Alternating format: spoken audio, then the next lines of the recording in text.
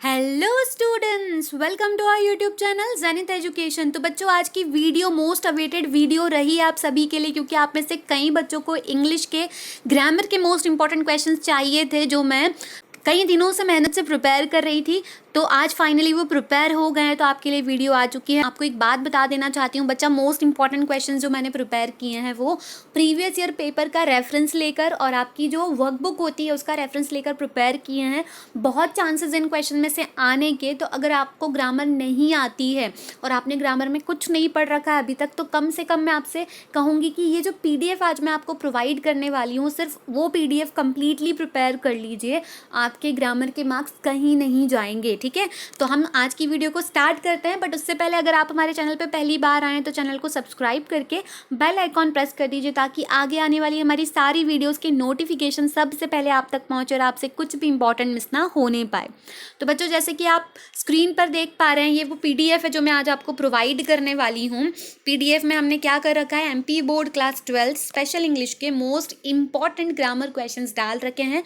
ये किन के लिए हैं बच्चों क्वेश्चन? ये उन बच्चों के लिए हैं जो इस सेशन में मतलब 2021 में एग्जाम देने वाले हैं, अगले महीने जून में, ठीक है। तो सबसे पहले हम ऐसे की बात कर लेते हैं। ऐसे जो है, आपको पता ही है कि ब्लूप्रिंट के अकॉर्डिंग उसका जो वेटेज है वो 7 मार्क्स का है। तो मैंने आपको यहाँ पे 4 ऐसे लिस्ट आउट करके दिए हैं। फर्स्ट है हमारा कोरोना द पेंडेमिक, उसके बाद है वंडर ऑफ साइंस, उसके बाद है importance of games and sports, और लास्ट हमारा है अ बर्निंग प्रॉब्लम इन इंडिया।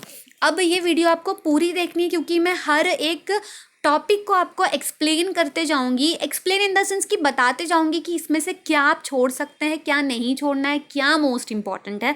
तो वीडियो आपके लिए एंड तक देखना ज़रूरी है, और ज़रूरी इसलिए भी क्योंकि ये जो PDF है आपको सिर्फ तभी ओपन और डाउनलोड करने को मिल पाएगी जब आप इसमें एक पासवर्ड एंटर करेंगे, और वो पासवर्ड मैं वीडियो में किसी भी मोमेंट स्क्रीन पर आपको शो करा दूंगी। तो आपको पासवर्ड अच्छे से देख लेना है ताकि आप PDF को डाउनलोड कर सकें, ठीक है बच्चा। तो हम आ जाते हैं हमारे ऐसे के ऊपर। तो बच्चा, इस बार की जो सिचुएशन है वो कह रही है कि आपका जो कोरोना वाला ऐसे है वो तो 100% पेपर में आना ही आना है। मतलब 100% पेपर तो तैयार हो ही चुका होगा आपका अब तक, और उसमें ये कोरोना वाला ऐसे है ही।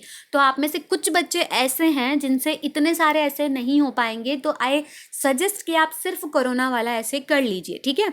दूसरी चीज़ ये है कि जो बच्चे ज़्यादा कर सकते हैं, मैं उनको सजेस्ट करूँगी कि आप कोरोना के साथ साथ importance of games and burning problem of India वाला ऐसे भी कर लीजिए।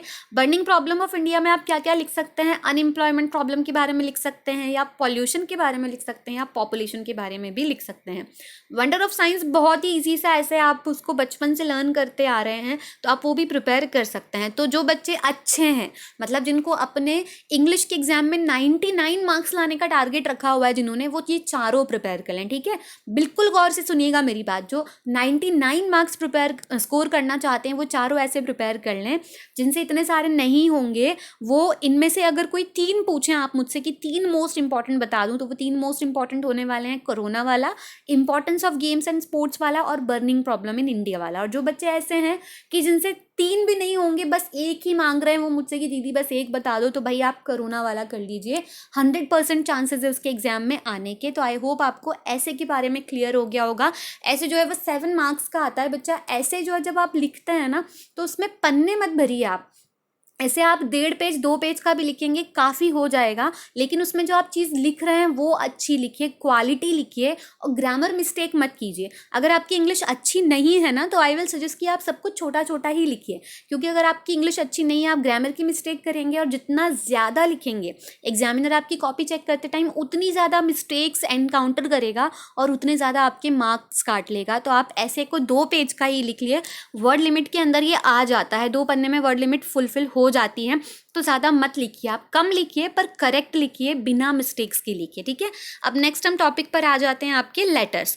ठीक, जैसे कि आपको पता ही है कि लेटर आपका 4 मार्क्स का आने वाला है, और लेटर आपके पास 2 टाइप के होते हैं। वन होता है इनफॉर्मल लेटर। इनफॉर्मल लेटर मतलब जो हम अपने मम्मी पापा भाई बहन बुआ को लिखते हैं, जिसमें हमें फॉर्मेलिटीज़ नहीं करनी होती है, जिसमें हम उनसे वैसे ही बात कर सकते हैं जैसे हम घर में आपस में बात करते हैं, ठीक है। तो इनफॉर्मल लेटर आपको स्क्रीन पर दिखाई दे रहे हैं। मैंने 4 इनफॉर्मल लेटर्स दिए हुए हैं। आप सिर्फ ये चारों प्रिपेयर कर लीजिए, इनफॉर्मल लेटर में से आएगा तो इनमें से ही कोई आएगा। अगेन 100% गारंटी तो नहीं है, बट काफ़ी चांसेस है इसमें से आने के। और हम फॉर्मल लेटर्स की बात करें जिनको आप एप्लीकेशंस के नाम से भी जानते हैं, ये वो लेटर होते हैं जो हम किसी दूसरे को लिखते हैं, लाइक प्राइम मिनिस्टर को लिख दिया, कलेक्टर को लिख दिया, किसी न्यूज़पेपर के एडिटर को लिख दिया, जिनसे हमें थोड़ी सी फॉर्मेलिटीज़ के साथ बात करनी होती है। मतलब हम उनके साथ वैसे बात नहीं कर सकते जैसे हम खुद घर पे रहते हैं और आपस में बात करते हैं अपने फैमिली मेम्बर से, तो उनको हम फॉर्मल लेटर्स कहते हैं, जिनको आप एप्लीकेशन के नाम से भी जानते हैं।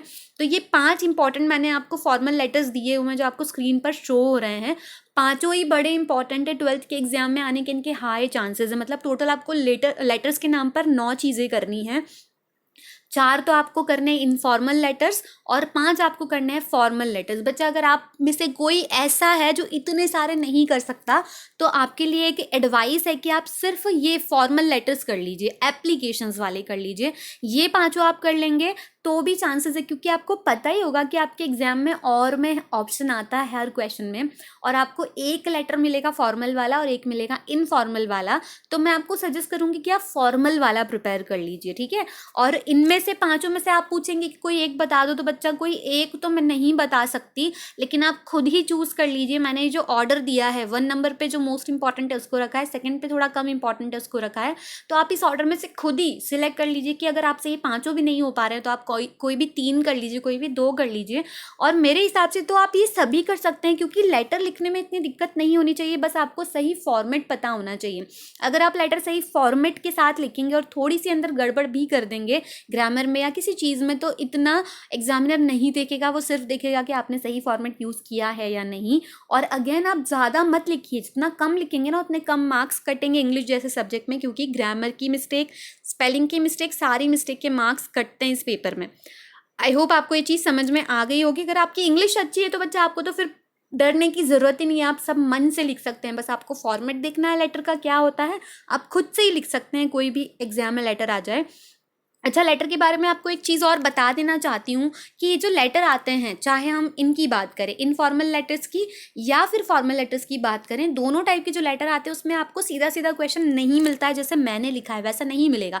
आपको साथ में बता दिया जाएगा कि आपका नाम निवेदिता है, आप यहाँ रहते हो, एड्रेस दे देंगे, जो भी आपको सब कुछ बताया जाएगा। और फिर ये क्वेश्चन मिलेगा कि write a letter to principal of your school to plead pardon for breaking a window pane. ठीक है, तो अब आप क्या करेंगे, आपको ध्यान रखना है कि लेटर लिखते टाइम नाम आपको वही लिखना है यूएस ओबीडियंटली के नीचे, जो नाम आपको कहाँ पर दिया था भाई, क्वेश्चन में दिया था। एड्रेस भी वही लिखना है जो आपको क्वेश्चन में मेंशन करके दिया है। अगर आप ये नहीं करते हैं तो मार्क्स कट जाते हैं। तो आपको इस चीज़ का ध्यान रखना है कि जो भी इन्फॉर्मेशन लेटर में क्वेश्चन के फॉर्म में दी हुई है वही आपको यूज़ करनी है अपना आंसर लिखते टाइम। ठीक है, नेक्स्ट टॉपिक पर हम जाते हैं, आपके शॉर्ट कंपोजिशन आ जाते हैं। शॉर्ट कंपोजिशन में आपसे क्या क्या पूछते हैं भाई, एक जो है आर्टिकल पूछा जाता है, नोटिस पूछा जाता है, उसके अलावा स्पीच पूछी जाती है, उसके अलावा मैसेज भी आता है, उसके अलावा पोस्ट कार्ड, काफ़ी सारी चीज़ें हैं। मतलब आता एक ही क्वेश्चन इसमें से, वो भी 4 मार्क का, लेकिन सिलेबस बहुत ज़्यादा है।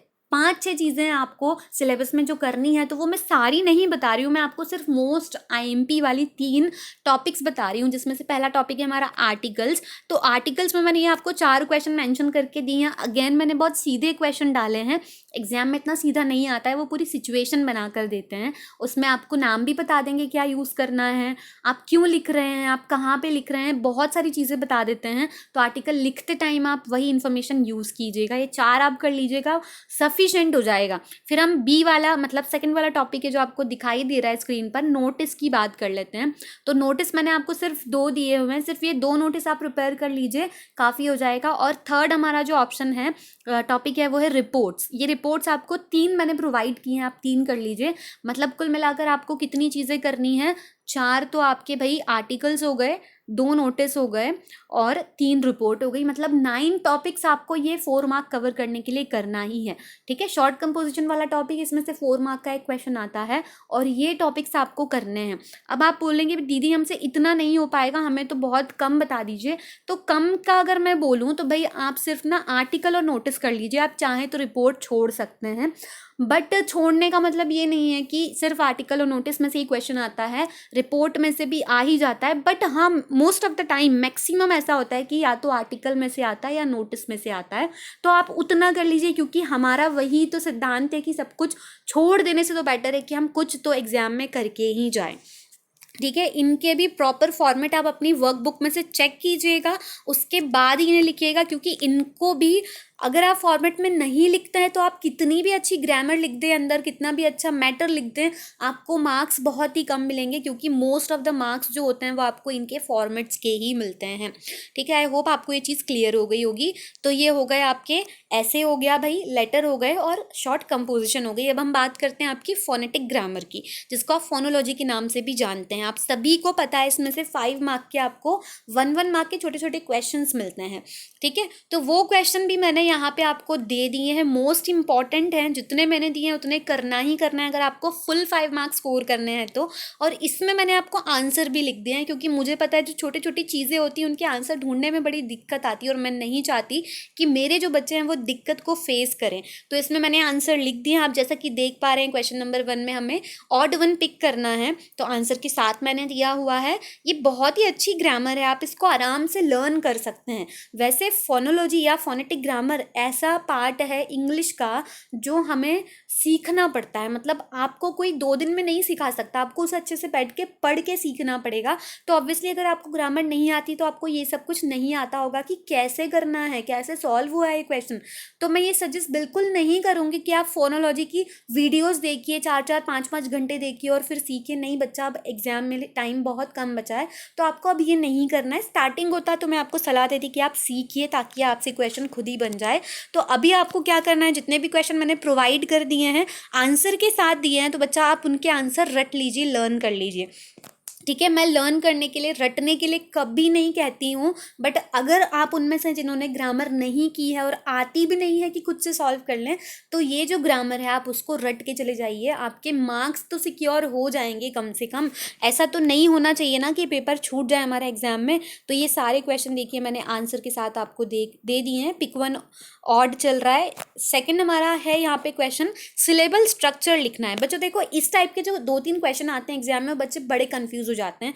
एक होता है सिलेबल स्ट्रक्चर, ठीक है, स्ट्रक्चर में देखिए सी आ रहा है, स्ट्रक्चर की स्पेलिंग में क्या आ रहा है, सी आ रहा है। तो उससे याद रखना है कि सिलेबल स्ट्रक्चर में हमें CVC के फॉर्म में लिखना होता है। ठीक है, मतलब हमें सी मतलब कॉन्सोनेंट, वी मतलब वॉवल, तो हमें इस फॉर्म में स्पेलिंग लिखनी है, एक्सप्लेन करनी है। तो देखिए मैंने सारे दे दिए। अब ये कैसे लिखते हैं आप मुझसे पूछेंगे ना, तो मैं आपको नहीं समझा पाऊंगी, क्योंकि ये 5 मिनट का खेल नहीं है, बहुत टाइम लेके इसे समझना पड़ता है। और अगर आपको कोई शॉर्ट वीडियो मिल जाए जो आपको 5 मिनट में बता दे कि ये कैसे हुआ है, तो आप वो ज़रूर देख लीजिएगा। बट आई विल सजेस्ट कि उतना टाइम मत दीजिए, आप इसको रट लीजिए अभी के लिए, क्योंकि अब एग्जाम में टाइम बहुत कम बाकी है। ठीक है, आई होप आपको याद रहेगा। सिलेबल स्ट्रक्चर का मतलब होता है C और V में हमें लिखना है वर्ड को। Next question, how many syllables पूछ रहे हैं ये। ठीक है, कि हमारे वर्ड में कितने सिलेबल हैं। तो सिलेबल तो आप समझ सकते हैं, कोई भी वर्ड को हम जितना तोड़कर बोलते हैं ना, उतना वो उसका सिलेबल होता है। जैसे हम ये बी, आपको दिख रहा ऑप्शन साइकोलॉजी, तो साइकोलॉजी को आपने कैसे बोला, साई 1 हो गया ये पार्ट, को सेकंड पार्ट, लो सेकंड पार्ट और जी, तो साइकोलॉजी हमारा हो गया। तो इसको ही हम सिलेबल्स कहते हैं, जितने पार्ट में हम वर्ड को तोड़कर बोलते हैं। तो ये भी आप रट लीजिए, इतना समझने की ज़रूरत नहीं है। नेक्स्ट हमारा क्वेश्चन है, फोनेटिक ट्रांसक्रिप्शन देने हमें वर्ड के। अब फोनेटिक ट्रांसक्रिप्शन क्या होता है, वर्ड को अगर हम फोनेटिक्स में लिखेंगे, जो आपको दिख रहा है साइड में, राइट साइड पे सडन के आगे उसका कुछ अजीब सी स्पेलिंग दिख रही है, उसी को हम ट्रांसक्रिप्शन कहते हैं, फोनेटिक्स कहते हैं। तो ये भी समझना पड़ता है, बहुत अच्छी चीज़ है, गहरी चीज़ है, बट अभी आपको नहीं आता है तो आप इसको रट लीजिए। बहुत इंपॉर्टेंट ही दिए हैं मैंने, सारी वर्कबुक नहीं टाइप करी है यहाँ पर, आप देख सकते हैं। आपके पास अगर वर्कबुक होगी तो उसमें ढेर सारे हैं, और मैंने उसमें से कुछ सिलेक्ट करके आपको दे दिए हैं जो इंपॉर्टेंट है। नेक्स्ट हमारा आता है सिलेबल डिवीजन लिखने के लिए। दिख रहा है आपको भाई सिलेबल डिवीजन। अब देखिए एक सिलेबल स्ट्रक्चर आया था, स्ट्रक्चर में आपको C और V के फॉर्म में लिखना था। यहाँ पे आपका सिलेबल डिवीजन में आपको तोड़कर लिखना है किसी भी स्पेलिंग को, कि आप कितने हिस्सों में तोड़कर बोल पाते हैं। ठीक है, तो ये भी कुछ क्वेश्चन मैंने दे दिए हैं। उसके अलावा आपका क्वेश्चन आता है अमेरिकन और इंग्लिश अमेरिकन और ब्रिटिश इंग्लिश के बारे में। आपको पता ही होगा कि दोनों इंग्लिश थोड़ी अलग होती है, कुछ स्पेलिंग अमेरिकन में अलग होती है, कुछ ब्रिटिश में अलग होती है, कुछ कुछ तो वर्ड ही अलग हो जाते हैं। तो इस टाइप के मैंने कुछ क्वेश्चन दे दिए हैं। अब सब मैं नहीं बोलकर बता रही हूँ आपको, बहुत लंबी वीडियो हो जाएगी, तो ये उस बारे में है। ओके, तो नेक्स्ट क्वेश्चन है हमारा सिलेबल डिवीजन के बाद हमारा ये फिल इन द ब्लैंक्स वाला। इसमें आपको कुछ फिल इन द ब्लैंक्स दे देंगे, कन्फ्यूजिंग वर्ड्स दे देंगे, दो वर्ड ऐसे दे देंगे जो बिल्कुल सेम साउंड करें लेकिन मीनिंग अलग है, दो वर्ड ऐसे दे देंगे जो सेम साउंड भी कर सकते हैं, मीनिंग भी सेम है। तो आपको वहाँ पे कन्फ्यूजन क्रिएट हो जाएगा कि कौन सा कहाँ फिल करना है। तो आपको टेंशन लेने की ज़रूरत नहीं। इंग्लिश अच्छी है तो आप बिल्कुल इसको कर लेंगे, इंग्लिश नहीं अच्छी तो रट्टा मार लीजिए, क्योंकि अब टाइम नहीं है कि आप ये सब सीखें। तो यहाँ पे आपकी इस पार्ट पे आपकी पूरी फोनेटिक ग्रामर कंप्लीट होती है। और बच्चा, आप अगर वो बच्चे हैं जिसकी इंग्लिश ग्रामर बहुत अच्छी है तो आप इस पीडीएफ को एक टेस्ट की तरह सॉल्व कर लीजिएगा। आपने इसको ली और क्वेश्चन देख देख के सॉल्व कर लीजिए, आपका रिवीजन हो जाएगा। और अगर आप वो बच्चे हैं जिसकी ग्रामर अच्छी नहीं है और आपने अभी तक ग्रामर पार्ट नहीं किया है तो इस पीडीएफ को रट लीजिए, बाय हार्ट कर लीजिए। मतलब ऐसे कर लीजिए कि कभी भी आपसे कोई पूछे आपके आंसर ऐसे फटाक से जुबान पर आना चाहिए, ठीक है। अब हम नेक्स्ट बात करते हैं हमारी फंक्शनल ग्रामर की। फंक्शनल ग्रामर के भी आपको do as directed type questions मिलते हैं जो 5 मार्क्स के पूछे जाते हैं। बेसिकली 7-8 देते हैं वो, जिसमें से आपको कोई 5 अटेम्प्ट करने होते हैं। इसमें आपका बहुत लंबा सिलेबस है बच्चा। इसमें आपके टेंस है, एक्टिव पैसिव वॉइस है, डिटर्मिनल्स है, नरेशन है, उसके अलावा आर्टिकल्स हैं, प्रपोजिशन है, उसके अलावा बहुत ही सारी चीज़ें हैं। तो उन सारी चीज़ों को आप प्रिपेयर करने जाएंगे और नंबर तो कितने मिलने हैं इसमें से, सिर्फ 5 ही मार्क्स मिलने हैं। तो उतना ना करके सिर्फ मैंने जितने क्वेश्चन आपको इस पीडीएफ में प्रोवाइड किए हैं आप उतने कर लीजिए। आप देख सकते हैं कि सारे क्वेश्चन को मैंने आंसर के साथ आपको प्रोवाइड किया है। तो भाई आपको ढूंढने में मेहनत नहीं करनी पड़ेगी, सिर्फ मेहनत ये है कि आपको वीडियो से पासवर्ड उठाना है। पासवर्ड आपको अब तक दिखाई दे चुका होगा, उस पासवर्ड को एंटर करके पीडीएफ को डाउनलोड कर लेना है और उसे लर्न कर लेना है। अब बच्चा, इसमें एक चीज़ आपकी रह गई है, पैसेज के बारे में मैंने इसमें कुछ भी नहीं डाला है, क्योंकि पैसेज को मैं इसमें डालती तो वीडियो और भी ज़्यादा लंबी हो जाती और इतना मेरे पास टाइम भी नहीं था। एक्चुअली मैं पैसेज अगर टाइप करने जाती तो वीडियो 2 दिन और डिले हो जाती। मैंने सोचा कि इतना मटेरियल तो आपको प्रोवाइड कर दूं, उसके बाद पैसेज फिर कभी अलग से दे दूंगी, तब तक आप इसको तो प्रिपेयर कर ही सकते हैं।